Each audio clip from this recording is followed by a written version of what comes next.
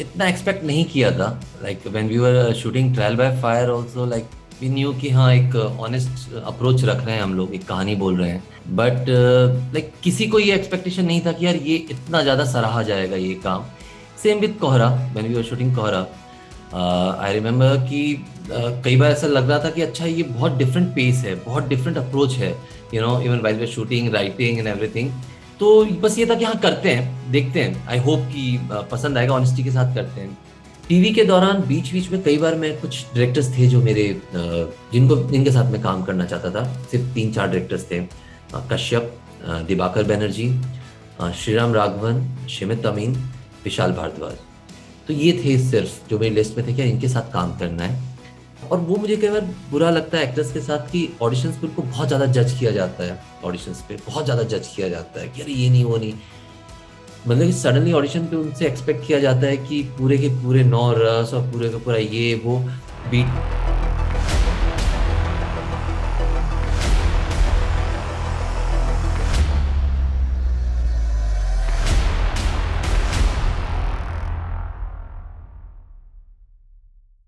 Hello and welcome to the new episode of Bioscope. I'm calling it the Director's Chair. The idea is to pick filmmakers in the news, go into their journeys into filmmaking along with them, talk about their creative influences and their artistic choices and concerns. In a nutshell, it's all about getting into the mind of the maker. Randeep Jha is having quite a moment these days. He started off 2023 with a bang with Trial by Fire and is now getting appreciated a lot for his work in Kora. Not just that, a film of his from 2020, which kind of got sidelined because of COVID, the film called Halahal, is getting a renewed interest with viewers talking a lot about how much they like it. From his early days in Delhi theatre with Barry John, to his struggles in Adarsh Nagar in Bombay, from a little diary he maintains of all the significant films he sees, to the fact that his family is yet to watch Kohra. Randeep hides nothing and shares it all.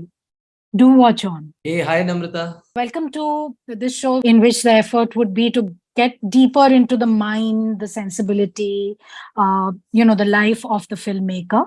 Yeah. But before all of that, a big congratulations to you first. I think 2023 has been way too super, right?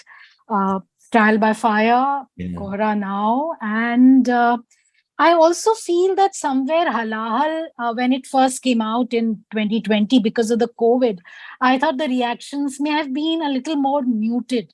But now I sense a lot more people kind of talking about it, connecting to it, expressing how much they kind of love it, are fond of it. So to begin with, tell me something. Is 2023 the best year of your life so far? Yeah, I mean, इतना expect नहीं किया था। Like when we were shooting Trial by Fire also, like we knew कि हाँ एक honest approach रख रहे हैं हम लोग, एक कहानी बोल रहे हैं। बट लाइक किसी को ये एक्सपेक्टेशन नहीं था कि यार ये इतना ज्यादा सराहा जाएगा ये काम। सेम विद कोहरा, व्हेन वी वर शूटिंग कोहरा, आई रिमेम्बर कि कई बार ऐसा लग रहा था कि अच्छा ये बहुत डिफरेंट पेस है, बहुत डिफरेंट अप्रोच है, even while we were shooting, writing and everything. तो बस ये था कि हाँ करते हैं, देखते हैं, आई होप कि पसंद आएगा, ऑनेस्टी के साथ करते हैं। इवन कैरेक्टर्स के जो टोन थे वो भी थोड़े से एक नॉच नीचे थे। They were not loud, very bodily, physically expressive.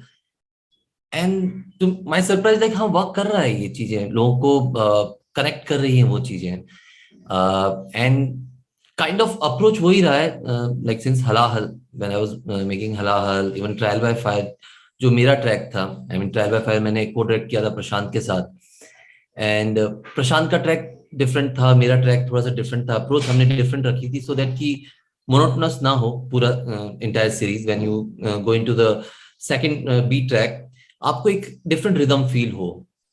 And yeah I mean लोगों को पसंद आ रहा है तो आपका खुद पे ट्रस्ट बढ़ता है। आई मीन अगर नहीं आता तो आपको शायद डाउट होता है, कि अच्छा शायद मैं कुछ गलत कर रहा हूँ या क्या है। बट जब चीजें वर्क करती है तो आपका ट्रस्ट बढ़ता है खुद के ऊपर, आपके अप्रोच के ऊपर, आपकी सेंसिटिविटीज के ऊपर, kind of conversation you are engaged with, with your fellow film makers, आपको लगता है हाँ, जो मैं कॉन्वर्सेशन कर रहा था कि यार हम लोग ऐसे अप्रोच क्यों नहीं कर सकते, ये क्यों नहीं कर सकते, वो वर्क कर रहा है। सो लेट्स होप आगे भी work. So you are saying कि आपको अपने में ट्रस्ट पर, मतलब एक तरह से एक kind of validation from self जो कहते हैं वो मिला है. क्या but what about the validation from people in general? Does it make you feel elated? Does it make you feel challenged to work even more strongly in the future? Or does it give you a sense of satisfaction, a sense of calm and relaxation? How does success translate for you? या दूसरों का validation definitely आपको थोड़ा सा काम कर देता है, बिकॉज मेरे लिए काफी लंबी जर्नी रही है। मैंने 2020 की फिल्म मेरी रिलीज हुई, लोगों ने नहीं देखा, फिर बहुत कम लोगों ने देखा, फिर धीरे धीरे लाइक काफी लोगों ने मैसेज करना शुरू किया, जितने भी लोगों ने देखा, जब रिव्यूज हुए। आई रिमेम्बर जब वो फिल्म आई थी तो मैं इरोस के जो पीआर थे उनको मैं मैसेज करता था कि यार प्लीज उनको तो कॉल करके बोलो कि वो रिव्यू कर ले फिल्म, बिकॉज आई नो कि वो रिव्यू करेंगे, शायद 4 लोग और देखेंगे। एंड दे सेड कि नहीं, वो तो फोन भी नहीं उठा रहे। So okay, and then suddenly now like everyone is messaging me, calling me, तो आप थोड़े से काम हो जाते हो। हाँ, थोड़ा सा रहता है कि नेक्स्ट अब क्या होगा, आप वो भूलना चाहते हो अभी तक की जो भी आपका जो प्रोसेस रहा है, अब वापस स्क्रैच से शुरू करना चाहते हो। बट खुद पे ट्रस्ट बढ़ना, आई मीन हर किसी के लिए होता होगा, I am sure her film maker के साथ after each and every work उसका ट्रस्ट बढ़ता है खुद के ऊपर। बिकॉज जब आप पहली फिल्म बनाते हो, आप थोड़े से, अगर आप कुछ नया अप्रोच लेके आ रहे हो, कोई बोलेगा नहीं नहीं यार ऐसे नहीं करते, क्योंकि ऑलरेडी एक नॉर्म सेट है कि नहीं ऐसे ही करते हैं, आप उस टाइम स्ट्रांगली अब वो अपोज नहीं करते हो। सेकंड फिल्म में थोड़ा सा ट्रस्ट बढ़ता है, थर्ड में आपको लगता है नहीं यार, अब मेरी जो वॉइस है, मुझे जैसे कहना है, मुझे जिस तरीके से एक्सप्लोर करना है, मुझे उस तरीके से एक्सप्लोर करना है, और वो वर्क करता है, तो फिर आपका और कॉन्फिडेंस बढ़ता है। And it's a very thin line, obviously आपको थोड़ा सा अवेयर होना पड़ता है अपने आप को लेके। बट हाँ, तो अभी तो मैं लाइक अभी भी मैं प्रोसेस कर रहा हूँ बहुत सारी चीजें, बिकॉज ये कोहरा के साथ जो हुआ है वो बहुत ही अनएक्सपेक्टेड था। आई रिमेम्बर हम लोग जब एडिट हमारा पहला लॉक हुआ, हमें लगा कि वर्क कर रहा है ये edit, and me and Sudeep were like कि ठीक है यार, आई थिंक अच्छे रिव्यूज आ जाएंगे, अच्छा लगेगा लोगों को, यार हमने तो मेहनत से किया है। बट इस टाइप का reception, I think it's very overwhelming. So I'm still processing it. Yeah. And you were talking about 2020, you were looking back at the struggle then, but how long has been the struggle? जो ये पूरा वक्त बॉम्बे बॉलीवुड में बीता है, कितना लंबे समय रहा? जो वो आराम नगर की गलियां छानने वाली बात करते हैं ना हम लोग की, where every struggler kind of goes through the motions and grows up to become the creative person that she or he is. तो वो कितना समय लगा आपको, अगर उस पूरी जर्नी को देखें तो? तो हाँ, तो मैंने ऑलमोस्ट सब कुछ किया बॉम्बे में आने के बाद, चाहे वो कास्टिंग रही। कब आए थे बॉम्बे, ये बताएं पहले मुझे। 2008 फेब 2008 28 फेब 2008 को मैं आया था बॉम्बे। अच्छा। हम लोग 3 दोस्त आए थे। आदर्श नगर में एक लॉज था, वो 150-200 रुपए में वो एक बेड देते थे वो लोग, अब तो टूट गया वो लॉज। तो हम वहां पे 1 हफ्ते रहे थे और किसी को नहीं जानते थे। तो मैंने शुरू किया था 2004, अक्टूबर 2004 से मैंने शुरू किया था। टेक्निकली मैं दिल्ली में था, और दिल्ली में मैंने बैरी जॉन को ज्वाइन किया। वहां पे फिर उनकी टीआई कंपनी थी, थिएटर एंड एजुकेशन कंपनी, वो ज्वाइन किया। उनका ड्रामा कंपनी ज्वाइन किया, इमेगो थिएटर ग्रुप था उनका। और उस वक्त वो 3 प्लेस बना रहे थे, it's God Honey, money honey and sex Honey, 3 place थे उनके। सो उस प्लेस में मुझे एज एन एक्टर नहीं लिया गया, काफी मेरे दोस्त थे उनको एज एन एक्टर लिया गया, और मैं बहुत ट्राई कर रहा था। फाइनली उन्होंने मेरे को लिया कि संदीप, बैक स्टेज के लिए जरूरत है, कुछ लड़के चाहिए जो प्रॉप संभाल सकें, बैक स्टेज संभाल सकें। एंड वहां से मैंने शुरू किया। तो 4 साल बैरी के साथ रहा, जिसने काफी मुझे मतलब कि हेल्प किया एक फाउंडेशन ग्रो करने में बैरी के साथ, क्योंकि बैरी डायरेक्ट कर रहे थे, मैं बैठा रहता था, देखता रहता था।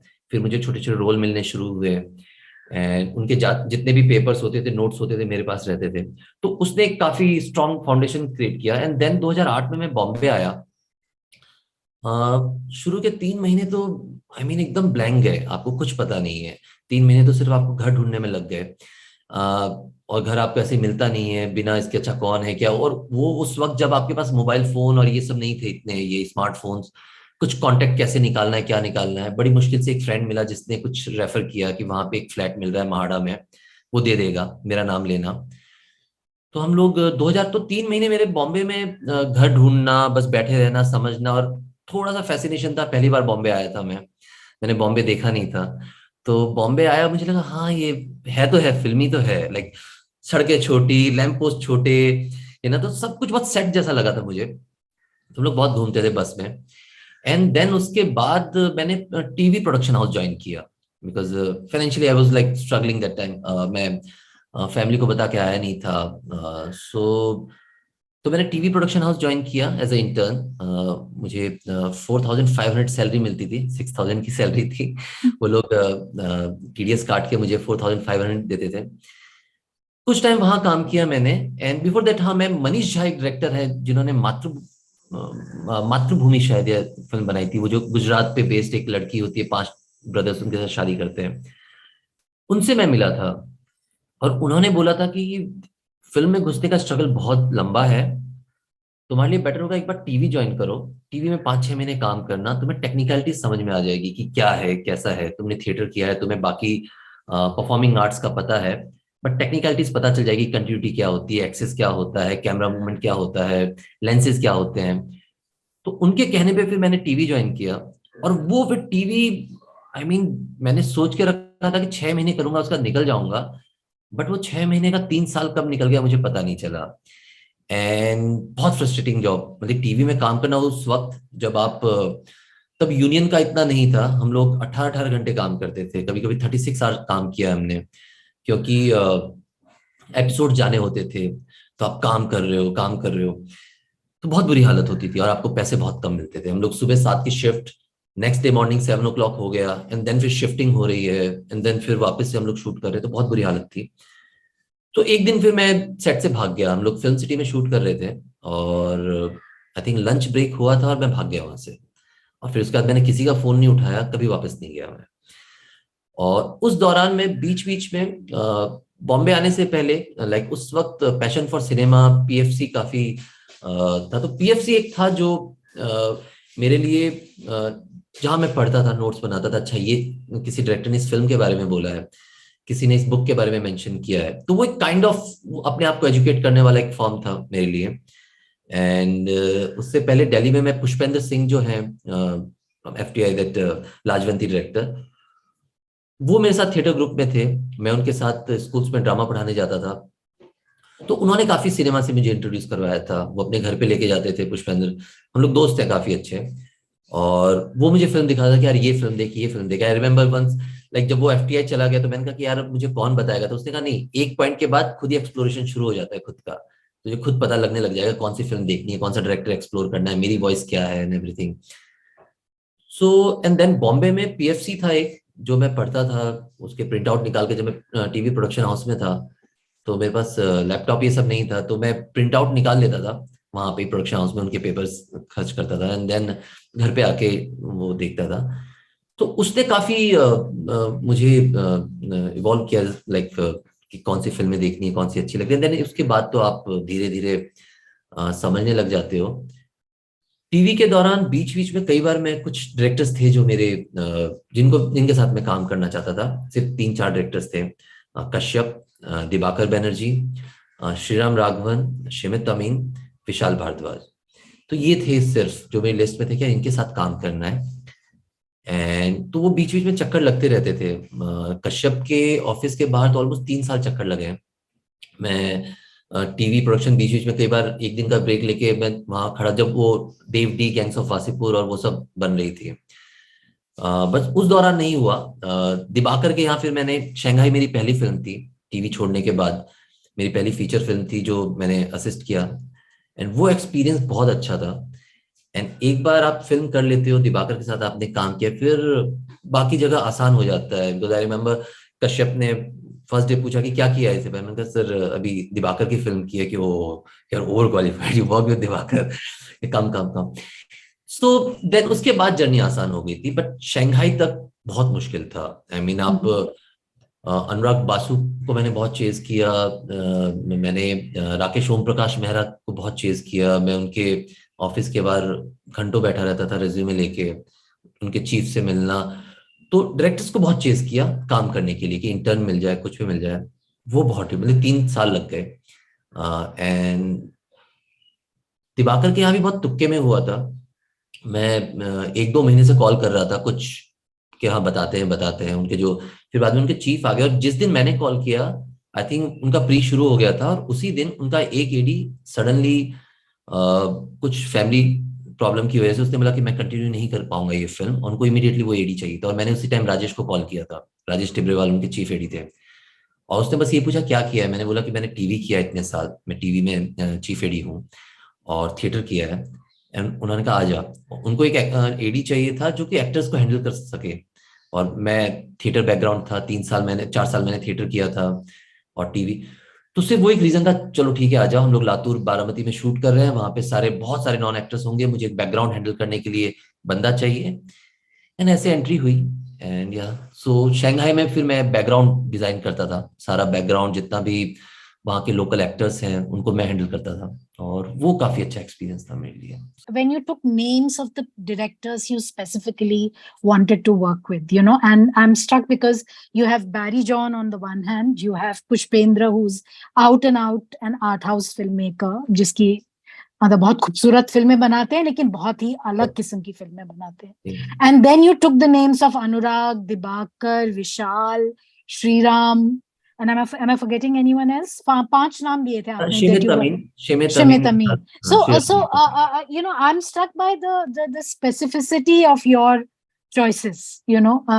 What is the guiding kind of force behind that? Initially तो कुछ था नहीं कि डायरेक्शन करना है। मैं थिएटर में गया था उस वक्त, क्योंकि मैं एक फेज से गुजर रहा था, मैं अपने आप से कंफर्टेबल नहीं था, बहुत ही लॉस्ट सा था।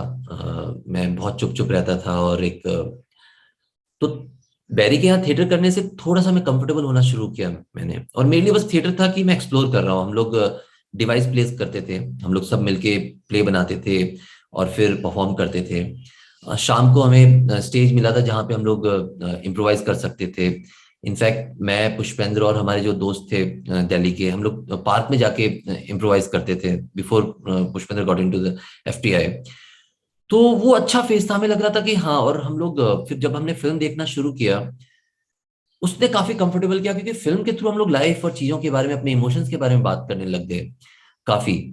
इनफैक्ट पुष्पेंद्र ने मेरे को पाथेर पांचाली और वो सब दिखाई थी। एंड देन वो फिर मुझे लगा कि यार ये कॉन्वर्सेशन कितना आसान है फिल्म के थ्रू करना, जो कि मुझे बहुत मुश्किल हो रही है वैसे अपनी चीजों को एक्सप्रेस कर पाना।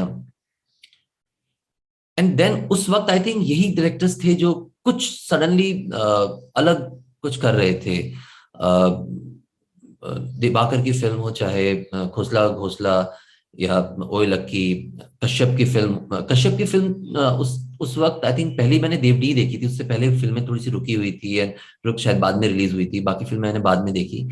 एंड देन जब वर्ल्ड सिनेमा देखना शुरू किया, काफी फिल्में देखनी शुरू की, तो कहीं ना कहीं लगा कि हाँ ये फिल्में मुझे ज्यादा समझ में आ रही है। लेकिन हालांकि दूसरी फिल्में भी देख रहे थे, बट एक फिल्म का अप्रोच ज्यादा समझ में आ रहा था मुझे।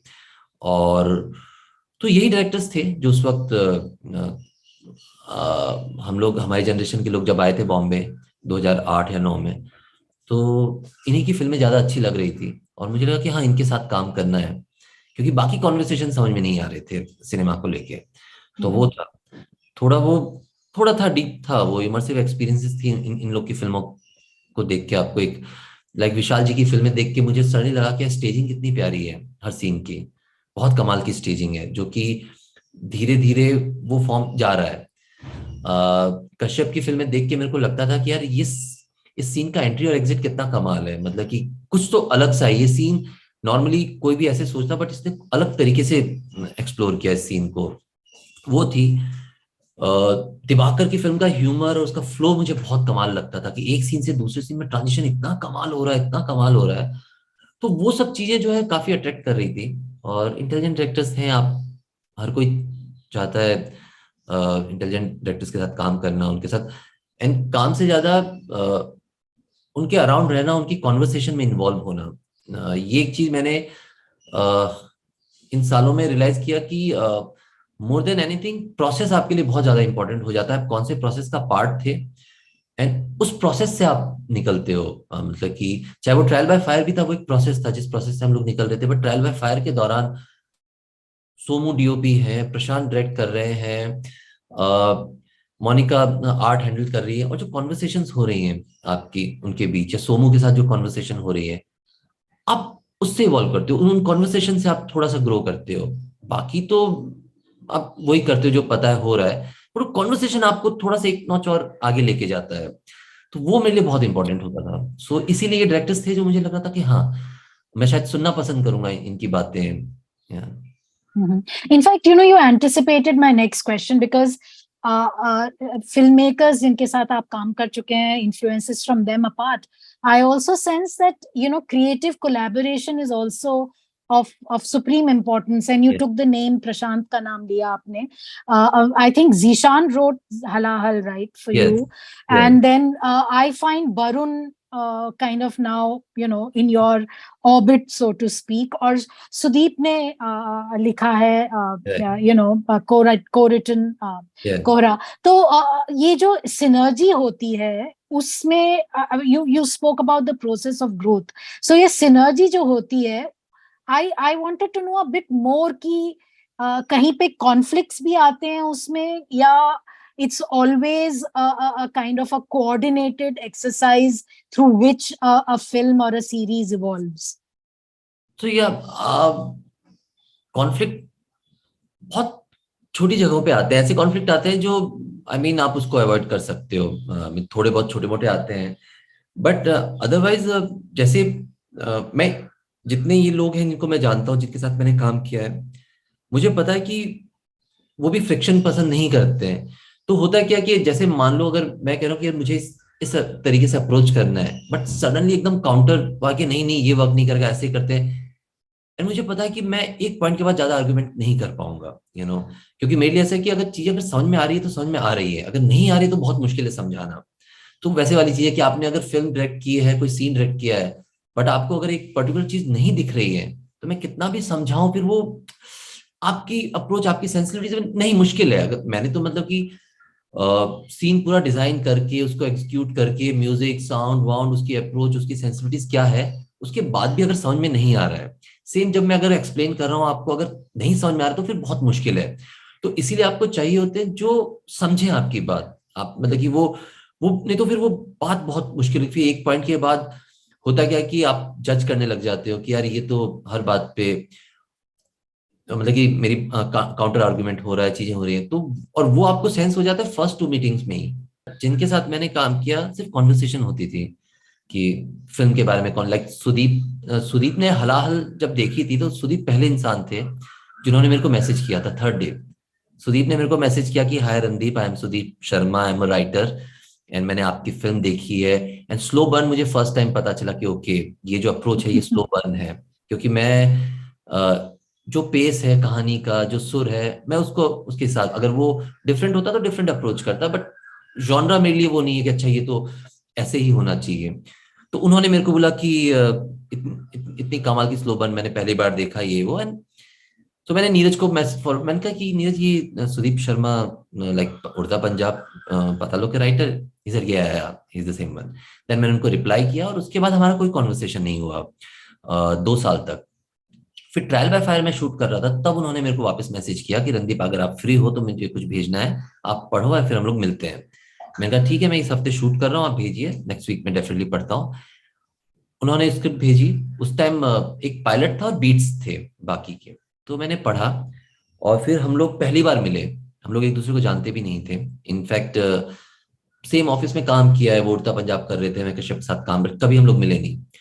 और हम लोग मिले फर्स्ट टाइम, और स्क्रिप्ट से ज्यादा हम लोग नॉर्मल बात कर रहे थे।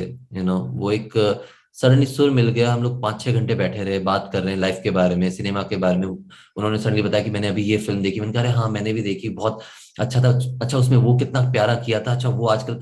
तो वो सिर्फ कॉन्वर्सेशन था, कभी हमने उस दौरान उसकी बात नहीं की। फिर नेक्स्ट उन्होंने मेरे को बोला कि मैं अभी एक और ड्राफ्ट कंप्लीट हो जाएगा, आपका फ्री हो? मैंने कहा इस तारीख को मैं फ्री हूँ, मैं आपको भेजता हूँ। एंड बस ऐसे प्रोसेस शुरू हुआ। Same with Prashant zoom call पे हमारी बात हुई, 2 बार बात हुई, हम सिर्फ नॉर्मल। उन्होंने बोला कि रणदीप कैसा लग रहा है आपको, और मैंने बोला बताया कि मुझे यहाँ गेज थोड़ा सा डिफरेंट लग रहा है यहाँ पे, क्योंकि मैं दिल्ली में रहा हूँ, इस वर्ल्ड को मैं जानता हूँ, ये बहुत अच्छा है, ये ट्विस्ट बहुत अच्छे हैं। और सिर्फ ऐसी कॉन्वर्सेशन हुई थी, और हम लोग उसके बाद ट्रायल बाय फायर में कभी कॉन्फ्लिक्ट नहीं हुआ। थ्रू द कोहरा कभी कुछ किसी भी चीज को लेके टच वुड लकीली कभी कॉन्फ्लिक्ट आया नहीं। और इसीलिए मुझे इनफैक्ट हलाहल में भी तो जिशान को मैं बहुत टाइम से जानता हूँ, कश्यप के टाइम से, वासीपुर के टाइम से। वो मतलब काम करने से पहले आपको बोलना पड़ता है, चाहे आप फर्स्ट टाइम कर रहे हो या फिर आप बहुत, कि आपको फ्रीडम चाहिए, और वो किसी भी डिपार्टमेंट के लिए बहुत जरूरी है। अदरवाइज बहुत मुश्किल होता है काम करना, क्योंकि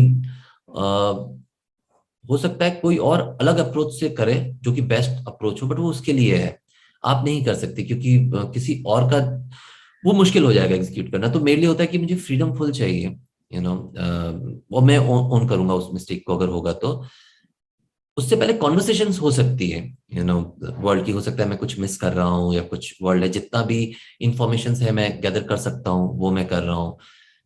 राइटर्स 3 साल से 2 साल से जितना भी उनका वक्त है लिखने का, स्क्रिप्ट उन्होंने लिखा है, तो मैं कई बार कहानी, क्योंकि जो आपने लिखी है कहानी वो पढ़ के उतनी समझ में आती है, उसके बियॉन्ड और कुछ आएगा नहीं समझ में।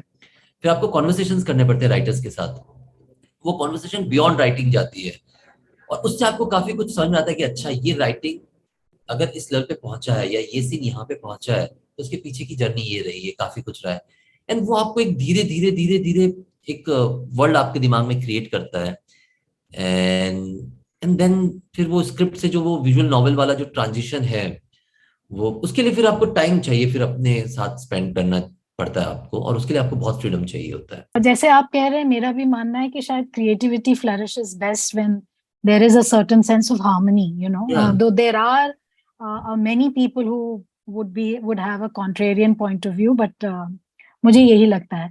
अब आपके काम पर मैं आऊं, तीन तीन चीजें मैंने देखी हैं आपकी, और उसके बेसिस पे शायद एक लेवल पे अनफेयर है to kind of make certain value judgments, but still I as a viewer find certain patterns, you know, एक progression है of pervasive concerns कह लें आपके काम में, जैसे theme of crime, punishment and justice, I think तीनों कहीं ना कहीं पे उसको डील करती हैं।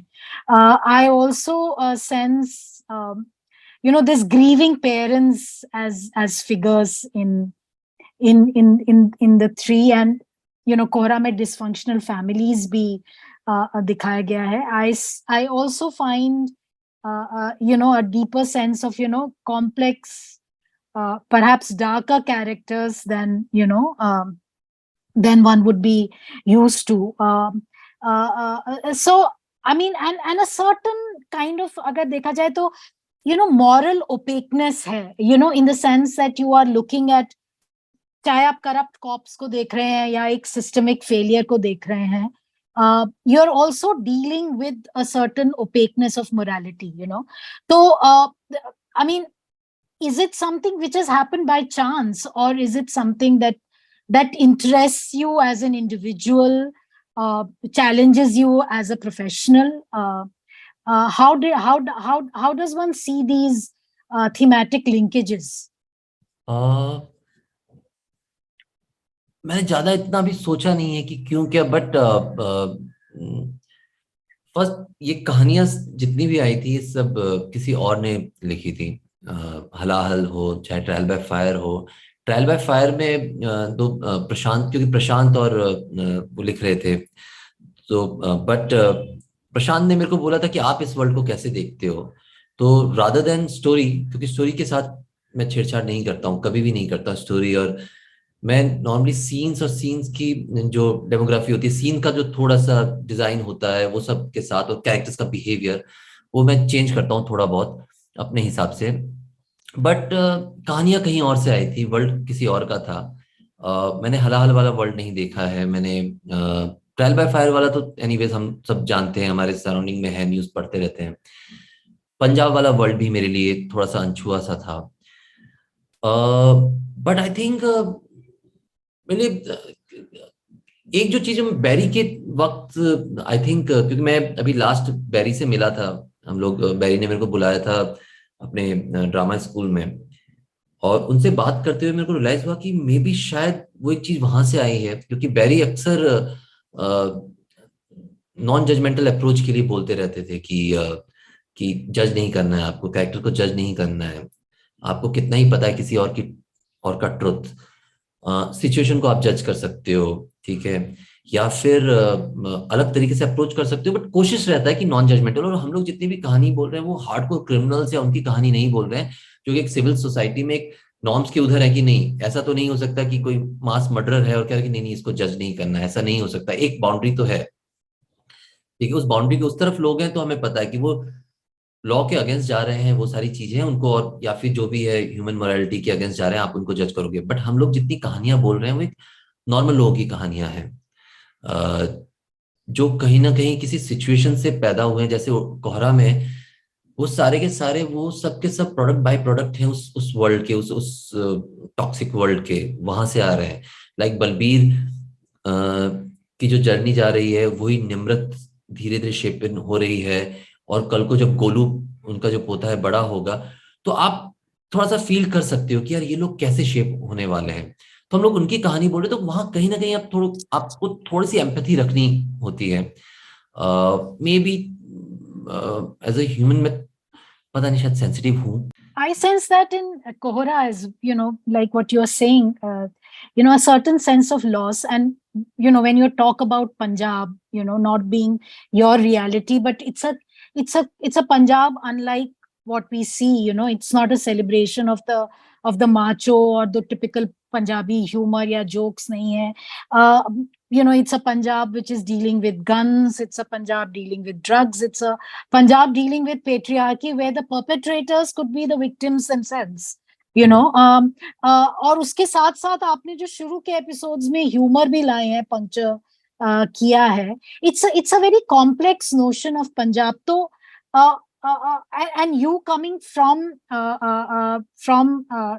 Bihar, you kind of spending a lot of time in Delhi. It's a world which you may not be familiar with. तो यहाँ पे सुदीप और आपका कहाँ तक इंटरेक्शन रहा इस तरह का कॉम्प्लेक्स पंजाब इवॉल्व करने के लिए?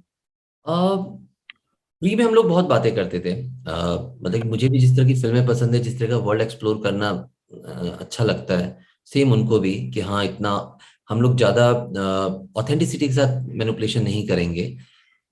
फिल्मिंग अप्रोच में मुझे जो एक अच्छा लगता है वो है कि थोड़ा सा सिनेमेटिक होना चाहिए, चाहे कुछ भी, मुझे एकदम रॉ ग्रिटी, और वो थोड़ा सा मुझे लगता है कि हाँ हो गया। और कई बार थोड़ा सा आसान भी होता है, मतलब कि आवाज चले गए किसी को आपने, मुझे लगता है कि थोड़ा सा इमेजिनेटिव होनी चाहिए चीजें, थोड़ी सी इमेजिनेटिव अप्रोच होनी चाहिए और सिनेमेटिक होना चाहिए, बट सेम टाइम वो ऑथेंटिसिटी लूज ना करे वो सारी चीजें। तो आई मीन स्क्रिप्ट लेवल पे था, स्क्रिप्ट आ गया हमारे पास, हमने पढ़ा, और उस वक्त जो स्क्रिप्ट पे जितना हमारे पास टाइम भी नहीं था, बहुत कम टाइम था। इनफैक्ट मैं ट्रायल बाय फायर शूट कर रहा था, और उसके तुरंत बाद मैंने 8th को खत्म किया था trial by fire, I think November में, और इमीडिएटली मैं इसके प्री में चला घुस गया था, और उसके तुरंत बाद हमें रेकी एंड टेक रेकी हमने शुरू कर दी थी, तो ज्यादा टाइम मिला नहीं था हमारे पास।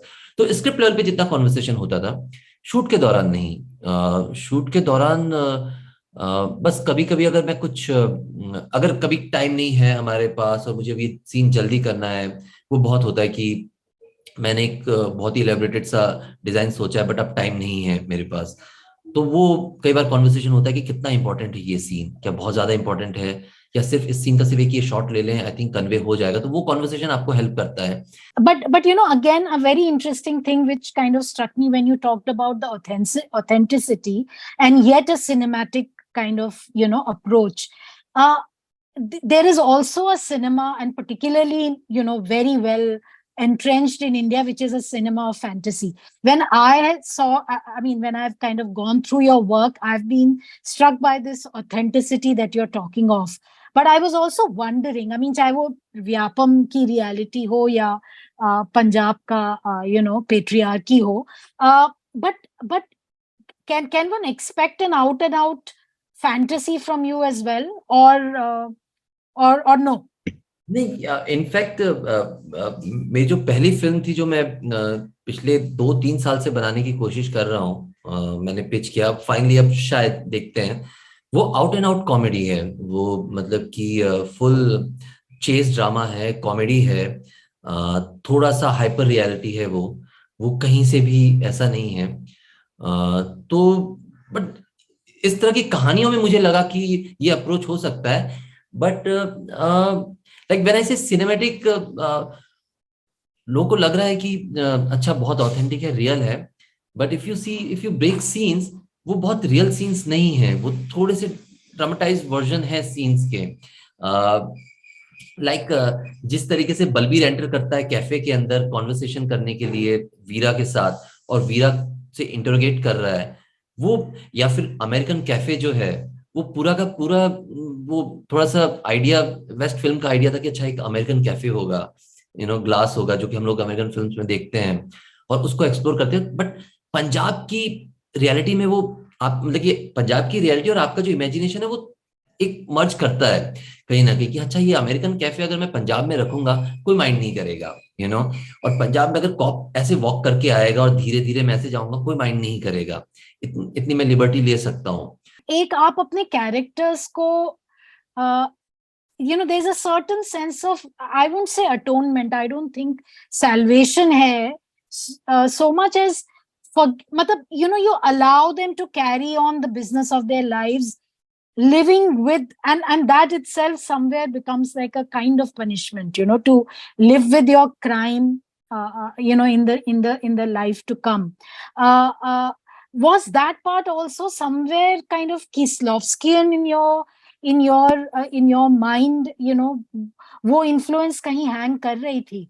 I particularly refer to Kohra because the way it kind of, the closure जो एक level पर है, वो the father figure, Balbir himself, बहुत कुछ झेलना है उनको, बहुत कुछ झेल चुके हैं, बहुत कुछ दूसरों को झेलने पे मजबूर कर चुके हैं और अब खुद भी झेलते रहे। किस्लोस्की पहले डायरेक्टर थे जिनकी फिल्मों ने बहुत प्रभावित किया मुझे, उनकी सारी फिल्मों ने बहुत ज्यादा प्रभावित किया। और इनफैक्ट कोहरा कोहरा खत्म होने के बाद आई थिंक, या कोहरा मैंने वापस से कुछ कुछ फिल्में देखी, और वो सिर्फ टेक्निकल रीजन से देखी रादर देन इमोशनल अप्रोच की वजह से। वो सिर्फ टेक्निकली देख रहा था कि वो कितने इकोनॉमिकल है अपने शॉट्स को लेके, बहुत ही वो एक मैं कोशिश करता हूँ कि ज्यादा कट्स ना हो, इकोनॉमिकल हो आप शॉट्स में, एक रिदम हो। तो किस्लोस्की बहुत पहले था, बट इसमें नहीं था। इसमें इनफैक्ट ज्यादा एक्चुअली सोच के नहीं, बट मैंने उस दौरान बर्गमैन एक्सप्लोर करना शुरू किया था। तो मे बी व्हाइट स्ट्रॉबेरी मैंने उस दौरान देखी थी। दैट्स ओल्ड गाय जो कि काफी मतलब कि आपको लगता है कि किस तरह का इंसान है, बट उसके बाद अपने गिल्ट में है, अपने बार बार अपने चाइल्डहुड में जा रहा है। तो वो कैरेक्टर मेरे को, हाँ, वो ट्रायल बाय फायर के दौरान देखी थी। मेरे को सोमू ने बोला था, उसकी फेवरेट फिल्म थी, और मैंने कहा अच्छा है, मैंने देखी नहीं है, मेरे को देखनी है। एंड देन उसके बाद मैं 2 बार देख गया वो व्हाइट स्ट्रॉबेरी। और उसने काफी मेरे को उसका जो वो ओल्ड आदमी का जो कैरेक्टर है, जिससे आप घृणा करोगे उस इंसान से, जिसका पास, बट उसके बाद भी आपको थोड़ा सा एम्पैथी आती है उस इंसान के लिए। एम्पैथी इसलिए आती है कि आपको बेचारा लगता है कि आई विश एक लाइफ थी वो शायद, क्योंकि उसके लिए भी बर्डन है वो गिल्ट और वो सारी चीजें। बट आई थिंक वो आप जब कुछ अच्छा cinema, again as I said, की प्रोसेस का पार्ट होते हो, अगर आप कुछ अच्छा देख रहे हो तो थोड़ा बहुत आता है बिना सोचे समझे, सबकॉन्शियस माइंड में रहता है। एंड देन किस तरह की कॉन्वर्सेशंस आप कर रहे हो, किस तरह की चीजें आप सोसाइटी में देख के आपका रिएक्शन क्या आता है उन चीजों को लेके, या उसको किस तरीके से समझने की कोशिश करते हो, वो कहीं ना कहीं आई थिंक प्ले होता है। एक और चीज जो आपको स्क्रिप्ट की रियलिटी आप कितना एक्सेप्ट कर रहे हो, क्योंकि वो आपकी रियलिटी नहीं है, वो किसी और की रियलिटी नहीं है, वो आपने नहीं ढूंढा है, आपने कुछ नहीं किया है, बट आप उसको एक्सेप्ट कर रहे हो, किस लेवल पे एक्सेप्ट कर रहे हो, वो आपके लिए बहुत ज्यादा इंपॉर्टेंट हो जाता है। तो मेरे लिए अगर कहानी में like Balbir and Mrs Chhabra वाला जो कैरेक्टर है, मेरे लिए बहुत वो था कि अरे, बट उसकी रियलिटी वो हो सकता है कि वर्ल्ड के किसी कोने में किसी एक इंसान की रियलिटी हो सकता है। वो मिसेस छाबड़ा शहर के किसी गांव के किसी कोने में बैठी एक लेडी की रियलिटी हो सकती है, और वो यूनिक हो सकती है। तो उस रियलिटी को आप कितना एक्सेप्ट करते हो, एंड देन अगर वो रियलिटी है देन उसको आप कैसे एक्सप्लोर करते हो इमोशनल लेवल पे, वो इंपॉर्टेंट हो जाता है मेरे लिए when I am directing a film. Same Balbir का, इफ यू सी, बलबीर बाहर बहुत ही ज्यादा वाइज बिहेव करता है, जब वो कमिश्नर से बात कर रहा है, जब वो गरुंडी से बात कर रहा है, बहुत कॉन्ट्राडिक्टरी है। लेकिन जब वो घर आ रहा है तो वो एम्पैथी उसको नहीं है अपनी अपनी फैमिली के लिए, जबकि गरुंडी के साथ उसकी एम्पैथी है चीजों को लेके, पॉलिटिक्स को समझ रहा है, उसको पता है कि करप्शन है, पंजाब की प्रॉब्लम क्या है, ये दिस दैट। बट घर पे वो विजडम नहीं है, वो खुद की लाइफ अच्छे से हैंडल नहीं कर पा रहा है या नहीं किया है उसने। वायलेंट बिहेवियर है उसका, जो वो सप्रेस कर रहा है, इससे पहले रहा होगा, बहुत वायलेंट था, उसने एक मर्डर किया है। तो आप बस एक्सेप्ट करते हो कि ये शायद एक किसी इंसान की रियलिटी है। मैं मतलब क्वेश्चन नहीं करूंगा, कि अगर क्वेश्चन करूंगा तो फिर वो एक सूडो कॉन्वर्सेशन में चला जाएगा कि ऐसे कैसे हो सकता है यार, वो उसने तो ये किया, ऐसे कैसे हो सकता है। पर शायद किसी और की रियलिटी है, और फिर आप उसको समझने की कोशिश करते हो, और इमोशनल लेवल पे आप एक्सप्लोर करने की कोशिश करते हो। और वन मोर थिंग कि एक चीज मैं ध्यान रखता हूँ कि एक्सप्लोर करते वक्त सवालों, आंसर तो कभी नहीं मिलते हैं, बहुत मुश्किल है आंसर मिलना, आपको किसी चीज के आंसर नहीं मिल पाते क्योंकि बहुत ही कॉम्प्लेक्स स्ट्रक्चर है हर किसी का। बट आप सवालों को थोड़ा सा सुलझाने की कोशिश करते हो कि अच्छा क्यों है, क्या है, उसको अलग गेज से देखने की कोशिश करते हो सकता है कि वो एक सवाल दो तीन और सवाल खड़े कर दे और एक कॉन्वर्सेशन शुरू कर दे, दैट्स फेयर इनफ। बट कम से कम आप ट्रुथ के थोड़ा सा नजदीक जाते हो कि क्या है। So I mean, So, did your training as an actor somewhere help you with this process? And the other bit is that not just making a human being act, react to a certain situation that you have imagined or created or thought of, but casting. I mean, to get that right person, how involved are you in that as well? So casting बहुत ज्यादा important हो जाती है।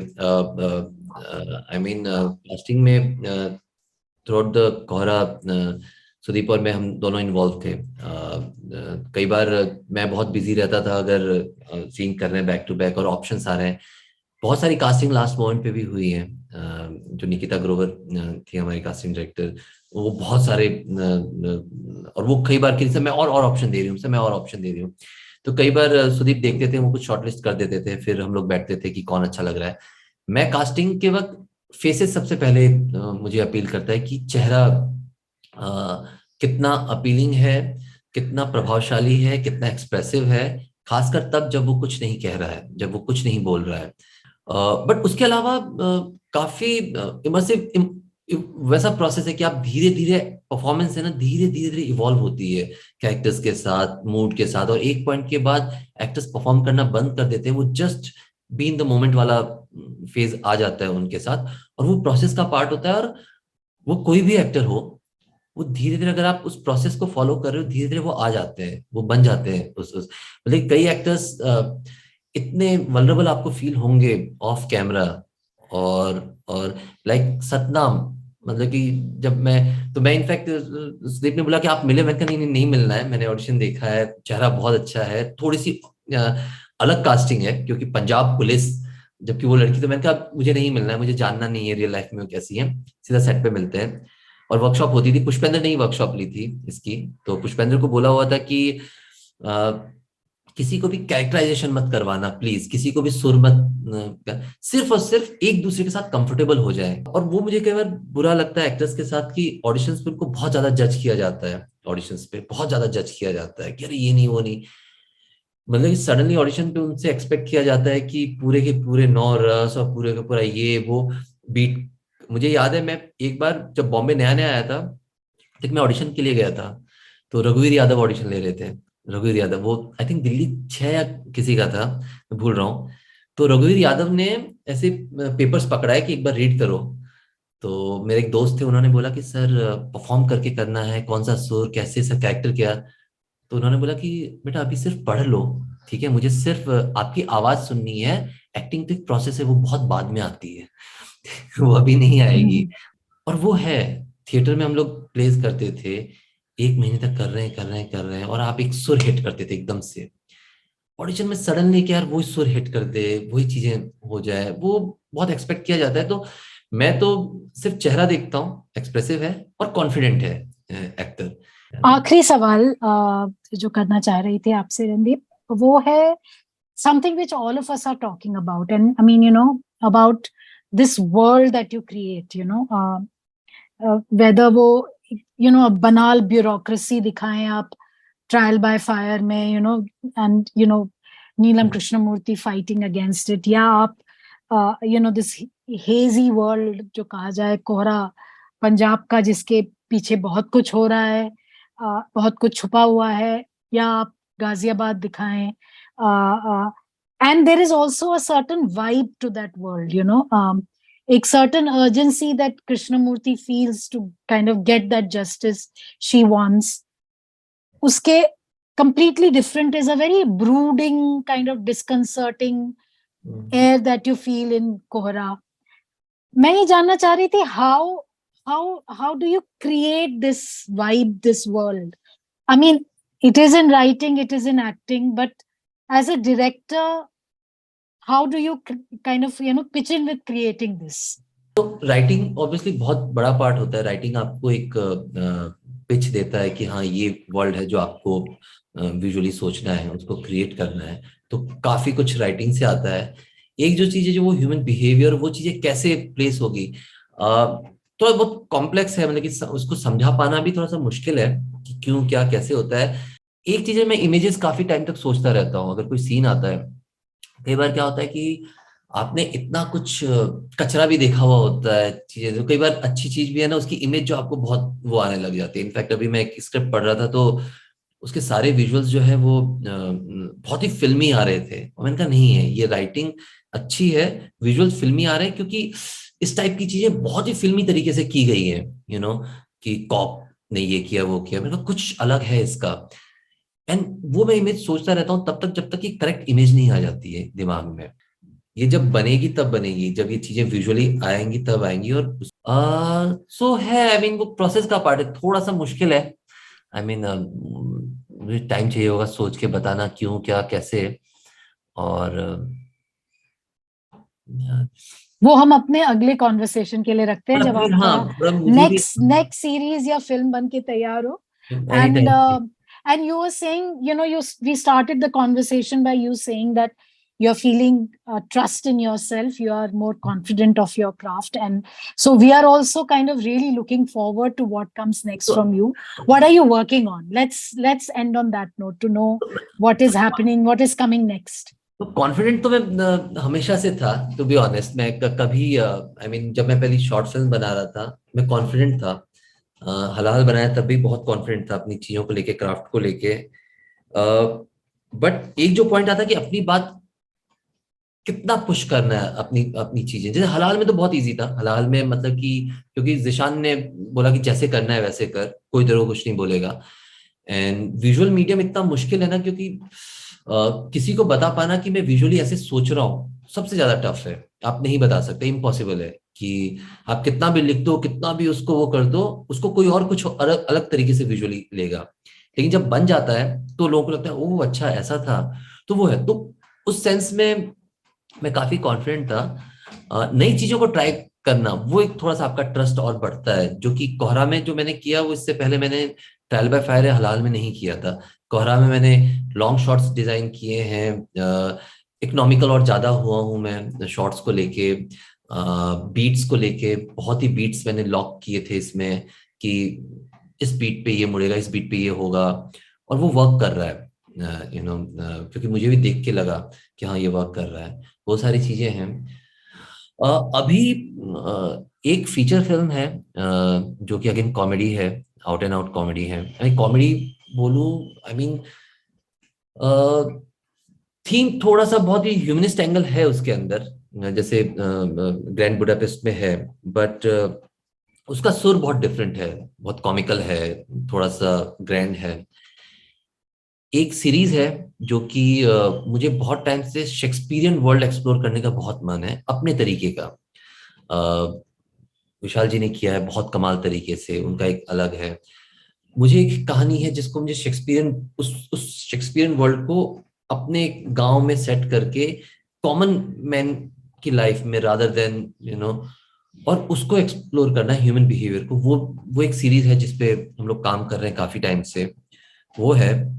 और horror करने का मन है जो अभी तक है नहीं, बट ये भी कॉमेडी और ये है, और लव स्टोरी करने का, like scenes from a marriage जो इनकी बर्गमैन की है, या जो अभी एक आई थी उसका रीमेक, वो मुझे उस टाइप का लाइक स्ट्रॉन्ग नहीं, कुछ अच्छा marriage story, very mature but marriage story, love story, वो करने का बहुत बहुत मन है मुझे। आई होप देखते हैं अभी। थैंक्स सो मच रणदीप, इतना समय दिया मेरे से बात करने के लिए, टू लेकिन मुझे एंड बहुत लाइक अच्छा यू लगा। Said, conversations, that's Yeah. all that really makes it work. Thank you so much and all the best for what's to come in the future. हम लोग बहुत आतुरता से इंतजार रहेगा आपकी अगली film stroke web series stroke comedy stroke marriage story का। Thank you so much for joining me. Bye bye, all the best. Thank you Namita, मुझे बहुत अच्छा लगा आपसे बात करके। Thank you so much. Bye bye.